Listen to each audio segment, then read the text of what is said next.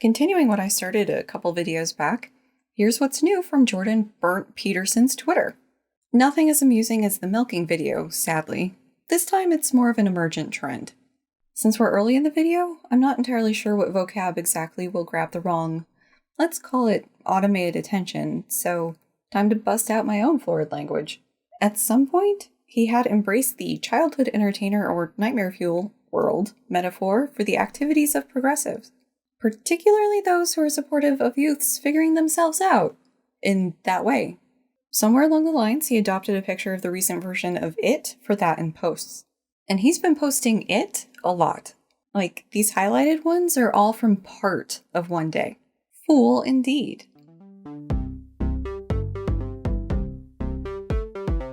This video made possible thanks to the continuing support of viewers, patrons, and PayPal pals like you. Thanks! He's currently attacking Izzy from back there. She's in that cube. And he's trying to get her. No. Hello, and welcome back to a series I'm desperately hoping I can finish before the inevitable Beyond Chaos, 12 even more rulesy rules for life sequel comes out. Enjoy this. Your humble cognitive psychologist is chomping at the bit to get this going, so let's get going. We are still in Rule 4. Notice that opportunity lurks where responsibility has been abdicated. Only there's not really much opportunity lurking in the rest of this chapter. Undaunted. Let's do a quick refresher of the visual shorthand I use to indicate where ideas are coming from. This means I'm paraphrasing the book. This means I'm responding to the book or integrating my thoughts with science. Most, I'm bringing to the discussion, but we're also going to cover one of Peterson's references as well. He's even on the paper, so you know it's going to be good.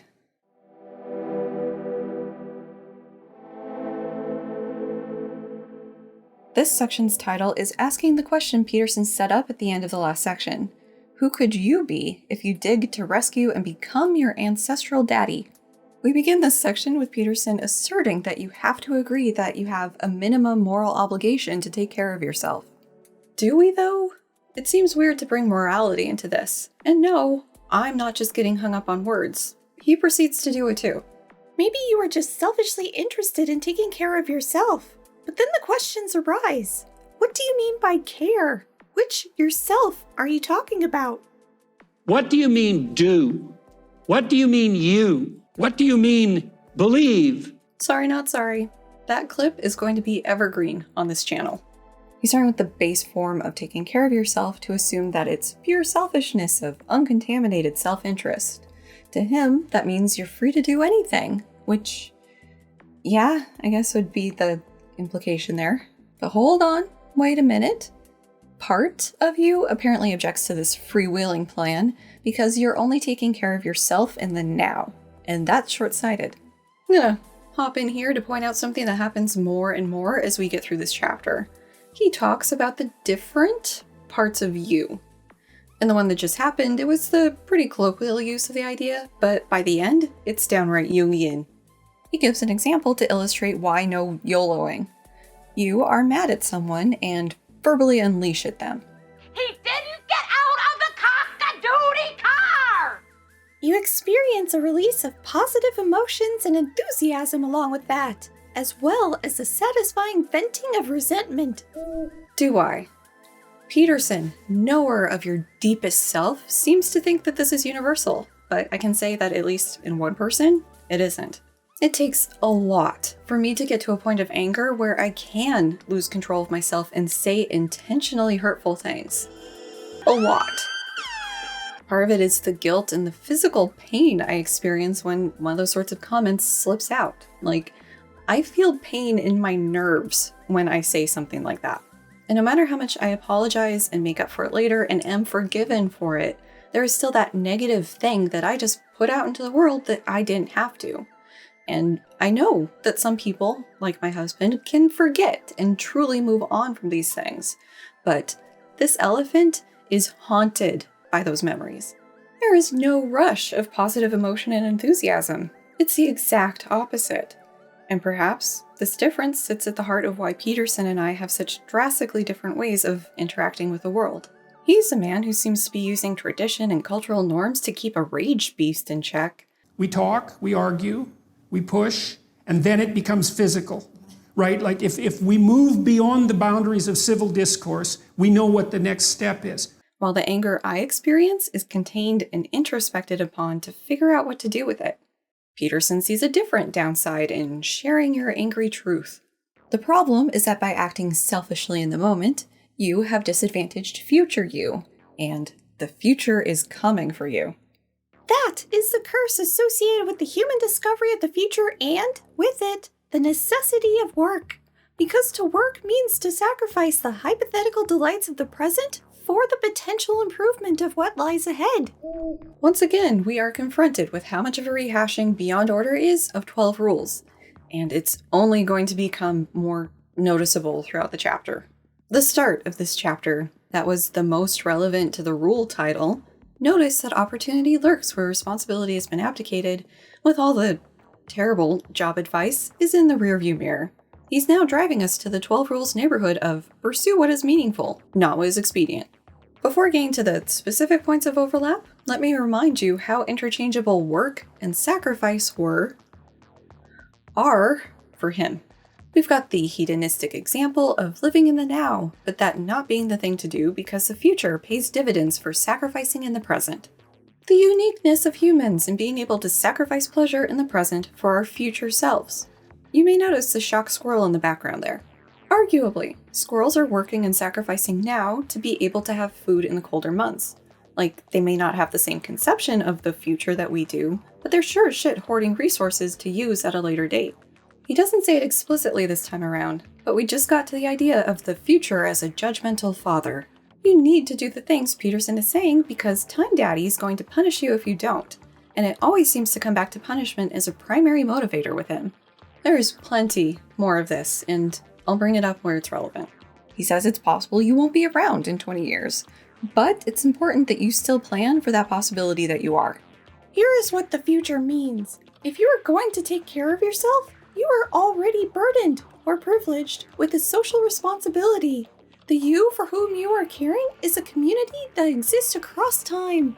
The necessity for considering the society of the individual, so to speak, is a burden and an opportunity that seems uniquely characteristic of human beings. He has an animal example next, so I'll save talking about the 12 rules wolves for now.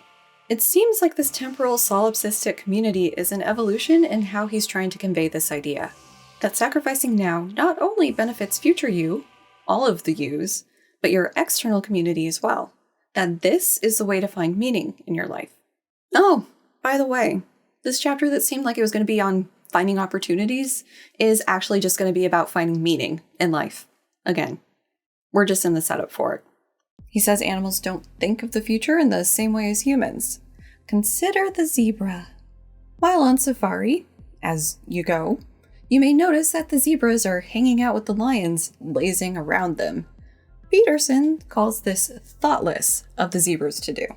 They should instead run off to a corner of the field in a herd and conspire a bit, and then several dozen of them should rush the sleeping lions and stomp them to death. That would be the end of the lion problem. What corner of the field, Peterson? They don't live on a baseball diamond. Oh, but those dumb zebras. They aren't committing specieside. Instead, they think, look at those relaxed lions. Relaxed lions are never a problem. Zebras do not seem to have any real sense of time. They cannot conceptualize themselves across the temporal expanse. But we discovered the future, and we treat it as a reality that drives us to act. So again, humans are so special because we're the only ones able to really plan for the future. This time it's zebras, last time it was wolves. To revisit my arguments from last time, I brought up leopards as an example because they have a different hunting strategy than wolves that seems to indicate they're planning for their future spotty selves. Leopards share their ecosystems with animals like lions, hyenas, and other animals who would absolutely fuck up their shit if given a chance. So leopards are ambush predators who use the element of surprise to get the sometimes literal drop on their prey. In an effort to not lose out on the meaty fruits of their labor, they may drag their prey item up into the tree, especially if there's other of those animals looking interested. And they might not eat it right away. They might even have a couple stashed around their territory. Wolves, on the other hand, tend to hunt in packs. As a consequence, they can take down bigger prey. That larger kill means there's more food to go around the pack members. If it was big enough, and if you've seen bison, you know they can be, there's plenty for everyone to eat. And since it's hard to know when the next kill is going to happen, scarf it up now. But wolves can also surplus kill. This happens when an easy meal just happens to cross the pack's path. They may have just eaten, but this opportunity is too good to pass up, so bam! An unlucky animal bites it, and the wolves have a lunch they can come back to when they're hungry. Working now for their later benefit. With that fresh in mind, let's look at these zebras and lions. Zebras eat plants, like the other horse-ish animals, but they lack the specialized digestive add-ons to help them really maximize the nutrient extraction. Compared to animals like cows, a lot of the plant matter just kind of passes through chewed, so they have to spend a lot of time eating, up to 20 hours a day. They're like the pandas of the equine world. Also, they seem to use memory to migrate each year, which kind of shoots a hole in Peterson's argument, but let's continue. Lions, unlike leopards but more similar to wolves, live very social lives.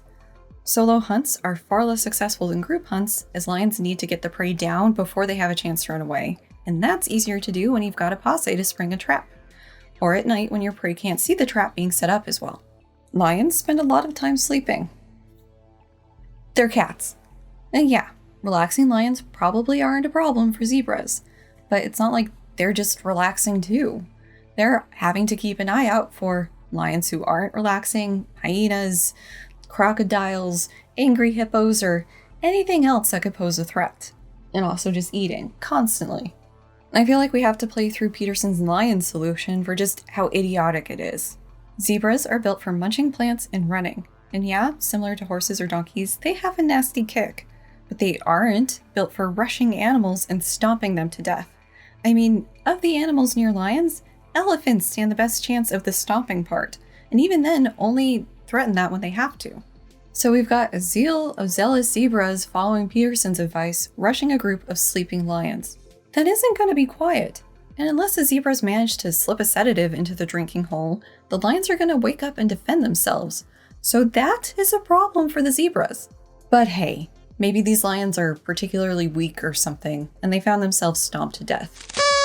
The thing is, the zebras only bought themselves a slight reprieve. There's a predator slot open, and it's not going to stay vacant. Neighboring lions may take over the turf, or the hyena population could experience a boom from the relative abundance of zebras not eaten by the lions. But sure, Peterson, let's entertain the idea that these zebra are now free from the lion and hyena and crocodile threat. Now what? Well, the ecosystem probably isn't going to be able to sustain a larger zebra population eating everything, so starvation will eventually start to take its toll on the zebra herd. On a longer time scale, the zebras who would have otherwise been picked off by lions will be more able to live long enough to reproduce, so the overall herd health is going to take a hit, unless they can come up with socialized medicine or something. There's a balance between the predator and prey species, one that's terribly interesting to learn about, with the dynamics across time between the two, and it's part of why ecology was my favorite biology class in undergrad. This simplistic example of how superior we are as a species because those stupid zebras can't think to eradicate the lions is just so dumb. You are stuck with yourself. You are burdened with who you are right now and who you're going to be in the future. That means that if you are treating yourself properly, you must consider your repetition across time. You are destined to play a game with yourself today that must not interfere with the game you play tomorrow. More time iterations, etc. Thus, narrow selfishness is destined to be non-productive. It is for this reason, among others, that a strictly individualistic ethic is a contradiction in terms. There is, in fact, little difference between how you should treat yourself once you realize that you are a community that extends across time, and how you should treat other people. How nice of him to finally bring in other people to the treating properly umbrella. Of course, he's got to force it into the repeating games metaphor, which is one of the main repeating metaphors of this book. Makes me kind of wonder where he picked it up from. The overly negative framing here is striking, though not surprising. You're stuck and burdened with yourself. As such, you may as well treat the continuous temporal community of yous properly. Don't take care of yourself because you're a person worthy of care and kindness. Do it because you're stuck with yourself regardless, and it'll be hell if you don't. It's just like his view on marriage, that you and your spouse are stuck in the relationship like two cats in a barrel until one or both of you die. So how pleasant that experience will be is up to you. Speaking of marriage... In a marriage, for example, you face the same problem with your marital partner as you do yourself. You are stuck with the consequences of an iterating game. Something that could cheekily be summarized as fuck around and find out. If you treat the person you're committed to in a manner that does not work when it is repeated across time, then you are playing a degenerating game and you are both going to suffer for it. This problem is not materially different from failing to make peace with your future self. The consequences are identical. The omitted stuff there was basically his description of you being a dick to your spouse, but staying married for decades. There was an implicit acknowledgement of divorce in that if you weren't making your spouse miserable, it would be someone else. So he can implicitly acknowledge that divorce exists, but never in a way that suggests it to be an option if you and your spouse are making each other miserable. Now, I'm not saying that you should rush to divorce if the marital ride gets a little rough, but I am saying that sometimes it's the best option if two people have grown to be incompatible with each other. Anyways, I have a hard time seeing how the consequences are identical. To me, there's a huge difference between basically hurting myself and hurting someone else. But holy shit, guys, this section didn't end with outright style madness. We applaud the positives when we can.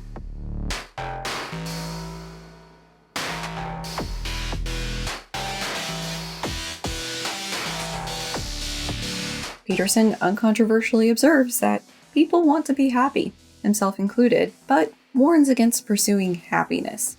If you pursue happiness, you will run right into the iteration problem, because happy is a right now thing. If you place people in situations where they are feeling a lot of positive emotion, they get present focused and impulsive. This means take your opportunities when things are good and act now. Reference 4 is a personality psychology paper by Peterson and colleagues that was looking to see if there were any interactions of personality and cognitive ability with the construct of delay discounting. Let's say you could get $40 today, or if you wait a week, you'll get $60. Which do you pick? How about if the choices are $20 today or $25 in 6 months? Each of these questions basically describe a line. Y equals mx plus b, right? The slope of that line is basically the discounting rate. An individual's discounting rate is figured out by asking a series of these money questions and approximating what slope they're likely to prefer the money now, without the bonus. One of the early papers on this described it as a person's impulsiveness parameter, with a higher slope indicating the person's more likely to want the money now. Right! So Peterson and his personality posse wanted to look at personality and cognitive ability differences for discounting rates. Now's a good time for an aside about research methods, right? When you think of an experiment, you probably think of an isolated, self-contained thing that is testing a particular set of hypotheses. And majority of the time, you would be right. But that isn't always how it's done. Why run one experiment with a given set of participants when you can throw a bunch of test batteries and questions at them and milk the absolutely loving shit out of that data set? In case it's not clear what I'm implying, I'm talking about running an experiment with whatever and you get your expected results and you publish that. But you don't leave it be. You keep futzing and massaging and poking at the data and continuing to get publications out of something that you already had used once. I was shocked about how common this is in counseling psychology, but some people in cognitive do it too. For the instances I know of this being done in cognitive, it's usually tacked on as an exploratory thing. Like, you're doing the experiment with your a priori hypotheses and all of that, in my opinion, properly, and that's its own thing. And then you have a couple of things you're not sure of. So you might have a couple questions, a couple stimulus response sort of prompts, just to see what happens, testing the waters. Over in counseling land, at least at my grad school, It wasn't uncommon for master's students to be handed a data set by their advisor and basically be told, find something new in it and that'll be your master's thesis. Science at its best, folks. It's pretty clear that's the roots of this experiment from their methods. Participants did this experiment as part of a larger study. I bring this up because if we go back to the intro, there's some setup for how the extroversion personality trait could map onto cognitive control networks, which is great and all, but it's giving the appearance of going into this experiment and analysis with that as a specific prediction. But if you look at the results, that isn't what they did. The Big Five personality trait scores were correlated with delay discounting rates. Quote, only extroversion predicted greater discounting rates, with a weak-ass 0.2 correlation coefficient. That means they checked all the personality traits, and only extroversion fell out of the analysis as kinda significant. So with only that one personality trait falling out as significant, when it's time to write this up, you hand-wave some a priori reasons for why you predict the result you got, and bam, you got yourself a paper in JEP General. I wonder why we're having a replication crisis. Their cognitive ability metric isn't in any better shape. Their brief cognitive measure, which is literally the name of the measure, is from one of this paper's author's dissertation. As described here, it, quote, features a mix of SAT-like items assessing verbal and quantitative ability. Using people's ability to take a specific college entry test as a proxy for general cognitive ability is a whole can of worms for another day, but is at the very least, in this cognitive psychologist's opinion, kind of the lazy option. Why bother using other cognitive measures of cognitive ability that would require more programming, since this was done online, when you can just ask SAT-like questions and call it a day? Which is probably compounded with Peterson on this thing, as he seems to be strongly in the SAT scores are intelligence measures camp. That's probably enough ranting, for now. Back to what this paper did and found. Participants were McGill undergrads. They say they tried to recruit students with lower GPAs to try and get more cognitive ability variability, but we aren't given some estimate of the students' GPAs, and also, McGill is a top-ranked school. The floor on their cognitive ability isn't going to be the same as, say, the general population. The one metric we haven't talked about yet is the Monetary Choice Questionnaire, or MCQ for short. For funsies, we're going to call it the McQ. The McQ contains 27 questions similar to what I asked you earlier, taken from the Kirby 1999 paper, as is this table. This table has the pairings ranked by the delay discount K at indifference. Let me level with you. It took me a hot minute to wrap my head around delay discounting, especially when you get into the specifics with it. And this is because it isn't straightforward at any point. The indifference point, conceptually, is when the money now and the larger amount of money later are of equivalent value to participants. I.e., show me the money now. But to actually calculate it, there's apparently a couple ways to do it, one of which is even an automated spreadsheet where you input people's data and it spits it back out at you. So the indifference K isn't the slope, and we're just going to move on. I'm not testing you on any of this. This table has the pairings ordered from the waiting deals people are less likely to take to the ones they're more likely to go for. The very worst offer was waiting 186 days for an extra $1, and the very best offer was waiting a week for an extra $54. And as you can see, there's all sorts of offers in between those two extremes. These were the dollar amounts and delays participants in the current experiment saw. Okay, so participants did the McQ, the Big Five personality tests, and the brief cognitive measure over a series of in-person or online sessions, on top of whatever the Morisano experiment entailed. Let's talk results. As previously mentioned, there was a weak-ass correlation between the extroversion personality trait and McQ discounting rate score. There was also a weak-ass negative relationship between discounting and their cognitive ability measure. If you're looking at Table 1, you may be wondering what emotional stability is. Well, it's basically the Big Five trait of neuroticism inverted. High neuroticism score, low emotional stability, and vice versa. It was briefly mentioned in the intro, so briefly I missed it the first time. But I suspect it's the same sort of thing as with extroversion, but slightly worse. This trait didn't drop out as significantly predicting discounting, as reflected by its correlation being 0.06, but we're moving forward with it because it interacted with things in the spaghetti test, So more intro hand-waving about how neuroticism is sometimes associated with stress, which could impact a person's ability to wait for a payout. I sometimes call multiple regressions a spaghetti test because when it's done in a manner similar to what they seem to have done in this paper, it's kind of like throwing all of your spaghetti at the wall just to see what sticks. It's incredibly easy to poke around data sets in the various statistical programs just to see if you have anything significant hiding in there in what should be considered an exploratory analysis. Meaning, it's not something your experiment was specifically setting out to test, but you're in a position to take a little sneak peek and see if there's something there, possibly because you did some of those extra add-ons or you thought of maybe some other weird interaction that's happening or any number of things. The way I've typically seen this handled in papers is some mention, either in the results or discussion, of, hey, we found this interesting effect in the data. Future research should look into that. And that gesture is sequel bait. They're setting themselves up for a future paper because they're probably already running this experiment. And in that future paper, they get to say, previous work has said this is something we need to look into. So it's an established sequel. But you know how it is. Running a proper follow-up experiment takes all that time and effort and it's hard. And while we weren't explicitly setting out to test this thing, we did find it, and it would be a shame to let it go to waste.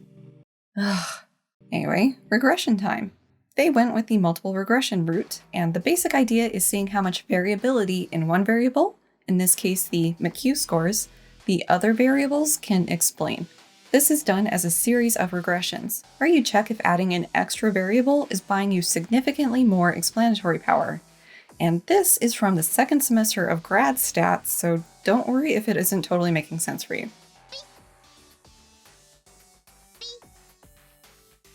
It looks like they did a series of regressions for each personality trait, meaning extroversion, neuroticism, openness, agreeableness, and conscientiousness.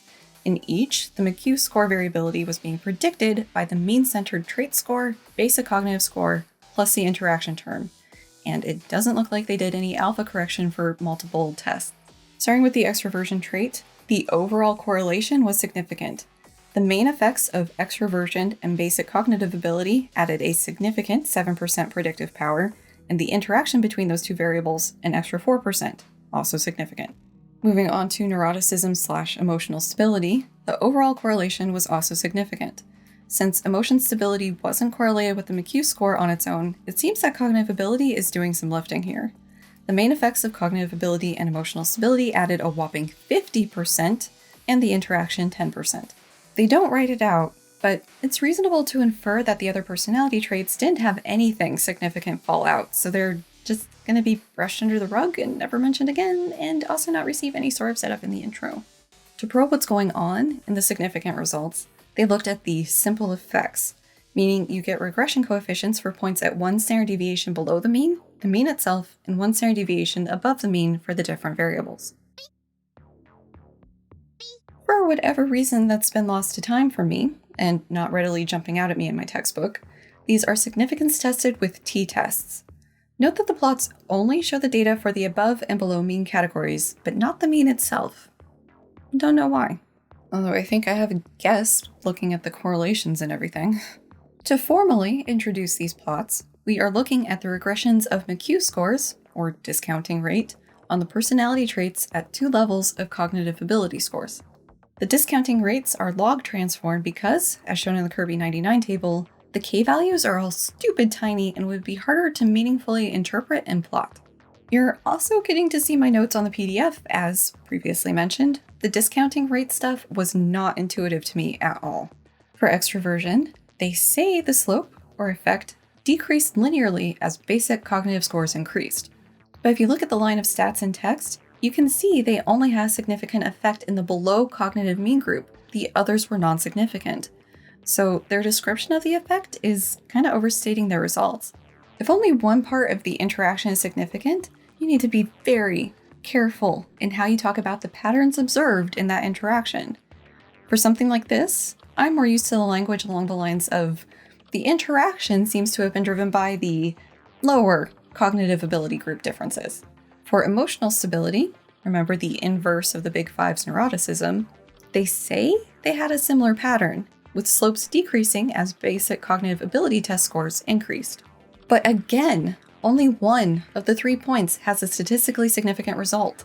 I'm surprised this was published in the state it's in, because any reviewer I went up against would have called me out on shit like this. But to get back to the paper's point, taking into account where things are actually significant, if you are below average on their cognitive measure, being more of an extrovert means you would be more likely to just take the money now as opposed to waiting. But if you are average or above average on that measure, the level of extroversion didn't significantly matter. If you are above average on their cognitive measure, your emotional stability, as measured by the Big 5 personality tests, matters, with high emotional stability leading to lower impulsivity and taking the smaller amount of money now. Emotional stability didn't significantly matter for students in the average or below average cognitive scores. Their results are wrapped up with a little note that discounting rates weren't significantly different between men and women, and that relationships between discounting rate and age or parental income were not found. Given that these were intro-level undergrads, I can't imagine they'd have all that much variability in their age. Checking back in the methods, yeah, the range is 17 to 27 years old, mean around 20. It would be very surprising if age played a role here. They conclude that personality, rather a couple Big 5 traits, and cognitive ability, as measured by a non-standardized SAT mini-clone, are important predictors in rates of delay discounting, which can roughly be thought of as a measure of impulsivity. And yeah, their descriptions of the basic correlations is correct, with greater extroversion levels being associated with more impulsivity and higher basic cognitive test scores being associated with less impulsivity, but keep in mind that both of those correlations were small. Significant, but small. I think it's important to throw in here that the Kirby 99 paper, the one that compared heroin addicts in treatment against matched controls, used a standardized intelligence test, the WAIS, and did not find any sort of significant correlation between intelligence test score and impulsivity or discounting rate. The current paper does not address that inconsistency. The WAIS is by no means a bias-free test, but it's one that's been put through the standardization paces, and we know a lot about how it works. It's not just something pulled out of one of the author's asses. I'm going to err towards the findings that use the established test. Thanks. And they talk about the interactions, with extroversion being the dominant force for people who scored lower on their basic cognitive test, and emotional stability for the higher cognitive scorers. They explore possible cognitive processing or neuro reasons for what's going on, but we're not going to bother because I feel like this castle's built on sand. They really shot themselves in the foot with that cognitive measure. But don't worry, dear viewer, there's still plenty to pick apart here. Seems like Peterson and co. are assuming that waiting for the larger sum of money is always the smarter option, but that black and white thinking of this test and its results misses so many of the external factors that could cause a person to take money now. A person's financial situation could influence their ability or even drive to wait in several ways. For one, if a person's money's tight, taking a hit on how much money they could get to get a smaller amount now may be worth it. Even if it's just $20, that's a free $20 instead of $55 in however long. Or if you look at that future amount as a return on investment, it might make more sense to take the money out now and invest it in something and get better returns. That last point was even hit on in the Kirby paper. Waiting isn't always the smartest thing to do. Alternately, if money isn't tight for a person, but still not something that they can just frivolously burn through, they may have a less than optimal trade-off criterion. Like, give me the $20 down, I'm gonna have some fun. A person's internal calculus could weigh all sorts of factors, like if it's worth the potential hassle of figuring out how you're getting the money in however long, or if the gain is really worth waiting that long, or you might think that the experimenter won't pay you if it's not today. A broader issue became pretty apparent to me while reading through this research, though. We're talking about amounts of money all under $100. In my quick and admittedly shallow dive into this, it seems like everyone was using the amounts and delays from the Kirby 99 paper. What would happen if different amounts were used? Higher amounts? Would the same patterns of waiting fall out? Would that perhaps be more sensitive to income levels? Well, I'm hoping I can get at least 100 of you to humor me in probing this question. There's a link. The link will be coming soon. Check back on my YouTube social page, my Twitter, and Discord for the link when it's live. To a quick and dirty test of some of these questions. So you can expect a video on that in the near future. An issue this paper barely acknowledges is the generalizability of their findings from the sample they used. Said another way, as I called out earlier, this experiment used McGill undergrads. That's going to limit the variability in their cognitive measure and potentially other variables too. College students quite possibly have different personality characteristics than those not attending college. Maybe they are less extroverted than their non-college attending age-matched peers. Maybe they're more. Maybe they have different emotional stability traits than their college-going elders. Maybe Canadian college students are different than those from other countries. There are countless constraints limiting the applicability of these findings to the broader human condition.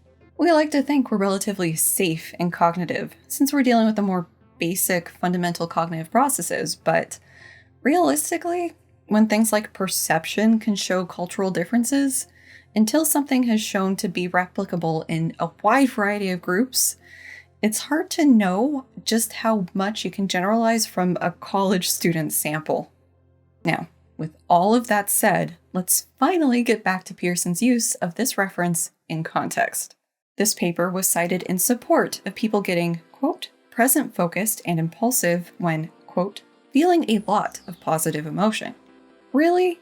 He used this paper to support that claim. You serious? This paper didn't do any sort of positive emotion manipulation. He can't be throwing in this paper to support what he's saying here. It would be more accurate if he'd said something like, people who score high on a knockoff SAT test and are more neurotic, according to the Big Five personality measure, are more likely to be present-focused and impulsive. But that admittedly doesn't have the same punch. The thing is, though, as someone portraying himself as basically a science communicator, he needs to be correct, not clickbaiting. TLDR, that was an inappropriate reference. Finally, getting back to the advice itself, in the broader context of where he's going with it, he's saying that taking your opportunities when things are good and acting now is the improper way to live your life. And for some things, I'm sure that's the case, but it's not universally true. As my recent upload intervals can attest, I have some chronic health shit going on that can interfere with my ability to get things done. I can't schedule out which days are going to be good, productive days and which ones are just going to be a nonstop suck fest. I essentially have to take my opportunities when things are good and act now because those good days aren't guaranteed to happen. And all of this is a rough proxy of pursuing happiness or contentment, which we're going to talk about next time because I apparently had more to say about his reference than I'd anticipated. So, yeah, we'll be picking up with this section next time, but with an abridged version of why reference 4 was a poor choice for him to use. Also, friendly reminder/begging to please check out the pseudo experiment when it's available. Come do a science with me so we can talk about it next time. And until next time, bye.